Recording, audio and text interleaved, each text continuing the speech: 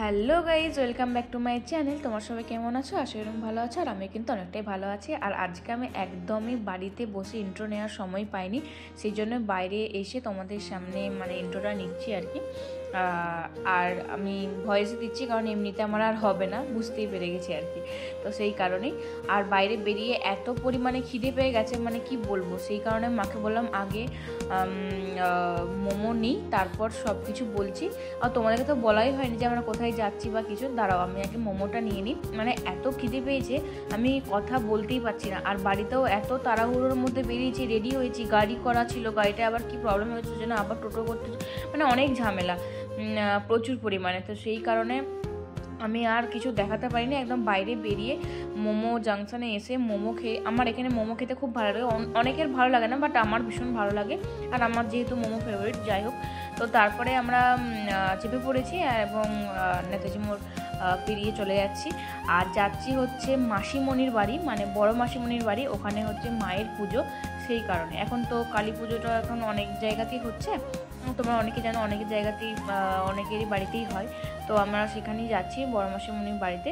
তো আমি, মা আর মেজদি এসে এত মজা লাগছে কি বলবো। মেজদি এখন থাকবে প্রায় অনেক দিন, তো সেই কারণে প্রচুর মজা হবে। বড়দিও আসবে, বড়দি তো এখন পুরুলিয়াতে থাকে, তো ও পুরুলিয়া থেকে আসবে, এসে ওরা বেড়াতে যাবে মন্দারমণি বোধহয়, দেন আমাদের বাড়িতে আসবে জামাই ষষ্ঠী করে। এখন বিয়ে বাড়ি আছে আমাদের, তারপর কাটিয়ে যাবে। তো মোটামুটি এখন সবাই থাকবে, ভীষণ মজা করব, তোমরা অনেক ভালো ভালো ব্লগও পাবে, তো দেখতে থাকো। আর আমি এটাই বলছিলাম যে রাস্তা দেখাচ্ছিলাম, আর এটাই বলছিলাম যে কতদিন পর এই দিক দিয়ে আসছি। অনেক দিন আসি না, সেই দিদির বিয়ের সময় গয়না কিনতে এসেছিলাম বড় মাসিমণির বাড়িতে, সেই আইবুড়ো ভাত খেতে এসেছিলাম, সেই সময় এসেছিলাম। আর এইটা হচ্ছে আমার কলেজ, সেই জন্য ভাবছি যে কতদিন পর কলেজটাকে দেখলাম। তো ফাইনালি আমরা বড় মাসিমণির বাড়ি কিন্তু পৌঁছে গেছি, সেই প্রায় 3 মাস পর এলাম। 3 মাসের বেশি হয়ে যাবে হয়তো কিছুদিন। তো সেই দিদির আইবুড়ো ভাতে এসেছিলাম, সেই গয়না কিনে। তো অনেকদিন পর এসেছি, বেশ ভালো লাগছে। কারণ তখন মন্দিরটা, এই আটচালাটা, মহাপ্রভুর যে আটচালাটা তখন সাদা রং ছিল, তখন এত কিছু কালারফুল হয়নি। তো সেই কারণে একটু অন্যরকম লাগছে। এই যে দেখো কি সুন্দর না, এরকম বাড়ির সামনে যদি আটচালা থাকে কি ভালো লাগে। বিকালবেলা বলো, সকালবেলা বলো, যখন ওই সবাই মিলে বসে গল্প টল্প হয় না, বিরাট ভালো লাগে। আর বড়মাসিরা সবাই মিলে যখন সব একসাথে হয়, ওখানে বসে গল্প করে সবাই এলে বেশ ভালো লাগে। তো এই যে বড় মাসিমণি বেরিয়ে গেল, আর ওই দিক দিয়েও যাওয়া যায়, এদিক দিয়েও যাওয়া যায়। আগে তো যখন নতুন বাড়িতে হয়নি তখন ওই দিক দিয়ে যেতাম। কত যে চেঞ্জ হয়েছে তোমাদেরকে কি বলবো, বড় মাসিমণির বাড়িটা পুরোটাই চেঞ্জ হয়ে গেছে। সব কত রকম ঘর ছিল, মাটির বাড়ি ছিল, কত কিছু ছিল, এই দিকটা তো ছিলই না। তো এখন মাসিমণি সেই জন্যই বললো ওই দিক দিয়ে যেতে হবে না, এই দিকটা দিয়ে চলে আয়। তো ওই দিক দিয়ে ঢুকলাম। আর বাড়িতে যে কারোর বাড়িতে যখন একটু প্রথম জায়গা দেখবে সবাই কীরকম একটা ব্যস্ত হয়ে পড়ে, তাই না? আমাদেরকে নিয়ে নেয়, যখনই যাই না কেন, যারাই যায় না কেন, তাদেরকে নিয়ে একটু ব্যস্ত হয়ে পড়ে। আমার বাড়িতেও যখন কেউ আসে তখন আমরাও সেই ব্যস্ত হয়ে পড়ি না, সেরকম কেস আর কি। তো যাই হোক, একটু দেখিয়ে নিলাম তোমাদেরকে। তো ফুল লুকটা দেখানোই হয়নি যে আমি কি পরে এসেছিলাম। এই চুড়িদারটা অনেক দিন পর পরলাম, বেশ ভালো লাগছিল, কালারটা এত সুন্দর। চুড়িদারটা দেখতে হয়তো ভীষণ একদম ভালো না, বাট কালারটা এত মিষ্টি, সেজন্য আমার ভীষণ ভালো লাগে। তো মাসিমণি, বৌদি সবার সাথে একটু বসে গল্প করছিলাম। বৌদি তো পোস্ত কিছু বাড়ছিল হয়তো মিক্সিতে। তো আর এদিকে গন্ধরাজ লেবু শরবতটা দিয়েছিল, কি যে ভালো লাগছিল খেতে, কি বলবো। ওইটাই তোমাদেরকে বলছিলাম যে গাইজ এত সুন্দর খেতে, আর এত সুন্দর ওই সেন্টটা, কি ভালো লাগে গন্ধরাজ লেবু। তো তারপরে এই যে কারেন্ট চলে গেল, আর আমরা একটু এই মাটির দুয়ার দিয়ে এলাম, এখানটাতেই বসে বসে গল্প টল্প করছিলাম। সন্ধ্যে হয়ে গেল, বড় মাসিমণি সন্ধ্যে দেখিয়ে দিল। আর এটা দেখাচ্ছিলাম, পুরোটা দেখাও ভেবেছিলাম পুরো বাইরে তোমাদেরকে, তাও দেখানোর আর সময় পাইনি।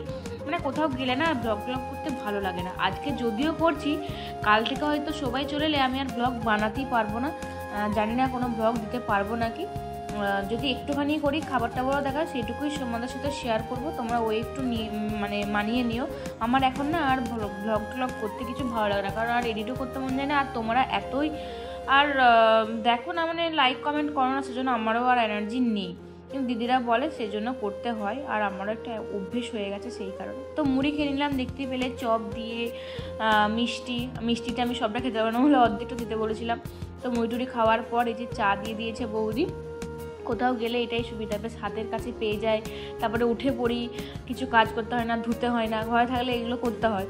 তো সেই কারণে আর কি। আর দিদিদের বিয়ে হয়ে যাওয়ার পর আমার চাপটা একটু বেড়েই গেছে, মানে বাসন টাসন ধোয়াটা আমারই কাজ এখন, মাকে আর করতে দিই না সেরকমভাবে, মায়ের তো অনেক কাজ থাকে, তো সেই কারণে এইটা অন্তত করতে দিই না। আমি কাচাকুচি রান্না টান্না এইসব পারি না, তো যেটা পারি সেটা অন্তত করে দেওয়ার চেষ্টাটা করি আর কি। আর এদিকে চিকু সমানে বলে যাচ্ছে যে চলো উপরটা আমার দেখবে, চলো আমার ঘরটা দেখবে, চলো, ওদের নতুন বাড়ি হয়েছে তো সেই কারণে। আর খাট আরে এসছে, এখনও ঠিকঠাকভাবে কমপ্লিট হয়নি, কোনো পুরোটাই বাকি আছে। জাস্ট চিকু এই যে এটাতে পড়তে বসে, এটাতে একটা খাট দেওয়া আছে সিম্পলভাবে, এখনও কিছু কমপ্লিট হয়নি, আমি আবারও বলছি, মানে রং টং হয়ে গেছে, বাট এমনি এখনও কেউ থাকে না। আর এই খাটটা এই দুদিন আগে এসছে, আর এই খাট, ড্রেসিং টেবিল, তারপরে তোমার এই বেড টেবিল সব কিছু আমার মেজ দিদির বিয়েতে আমরা যা দিয়েছিলাম ফার্নিচার, তো বড় মাসিমণি সেগুলো দেখে এতই পছন্দ হয়েছিল, বড় মাসিমণি বলেছিল যে আমি সমুখে যা দিয়েছে আমিও সেগুলোই করাবো, তো সেই জন্যেই মাসিমণিকেও সেরকমভাবেই করে দিয়েছে।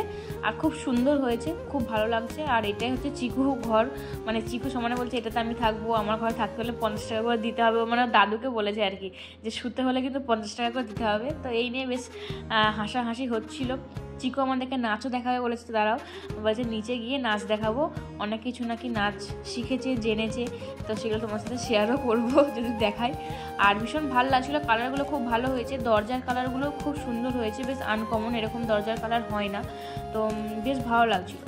আর 3টে রুম, একটা বাথরুম, আর এটা ছোট্ট ডাইনিং, ভীষণ বড় বড় কিছু নয়, বাট সুন্দর হয়েছে, বেশ সিম্পলের মধ্যে বেশ সুন্দর। বাথরুমটাও বেশ ভালো, আর এটা হচ্ছে ছাদ যাওয়ার সিঁড়ি, একটা ছোট বেসিন, সব কিছুই ভালোই হয়েছে, আমাদেরও বেশ ভালো লাগে। আর নতুন বাড়ি হলে না আমাদের এত দেখতে ভালো লাগে কি বলবো, আর দেখাতেও ইচ্ছে করে, তোমরা তো বাড়ি দেখতেও পছন্দ করো দেখেছি। তো চলো নিচে যাই, নিচে গিয়ে আমাদের চিকুন নাচটা দেখি।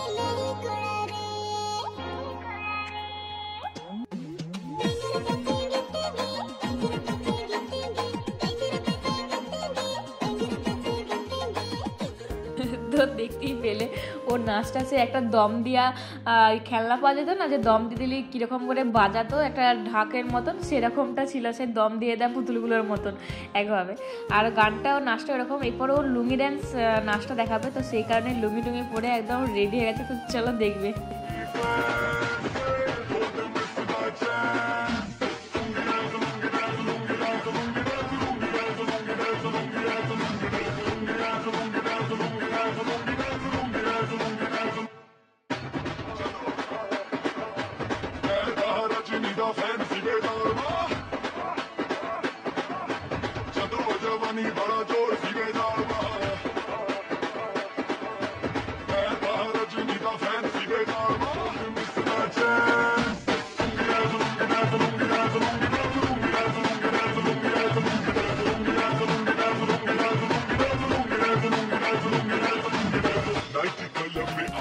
তো দেখতেই পেলে লুঙ্গি ডান্সও হয়ে গেল, লুঙ্গি খুলেও গেল, ওই নিয়ে কী যে হাসি, সবটা হয়তো দেবো না, কেটে কেটে দেবো, কারণ অনেকটা বড় হয়ে যাবে না হলে, আর কপিরাইটে চলে আসবে, সেই জন্য গানটা একটু চেঞ্জ করে দিতে হবে, জানি না কি আসবে, তাও দেখাবো, তোমাদেরকে শেয়ার করব।